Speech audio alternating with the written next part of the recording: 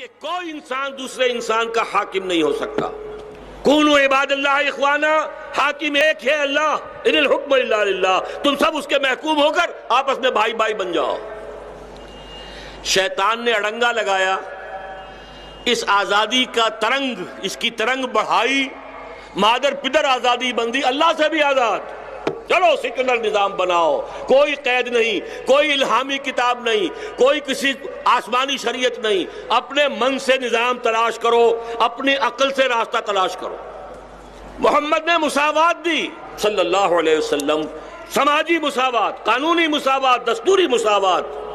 اس نے کہا مرد اور عورت کو بھی برابر کر دو، مساوات مرد و زن، اور اس مساوات مرد و زن کے حوالے سے خاندانی نظام کا بیڑا غرق۔ پیدائشی طور پر یقیناً انسانوں میں کوئی فرق نہیں، پیدائشی طور پر مرد اور عورت بھی مساوی ہے، کوئی شک نہیں اس میں، شرف انسانیت میں مساوی حصے دار ہے۔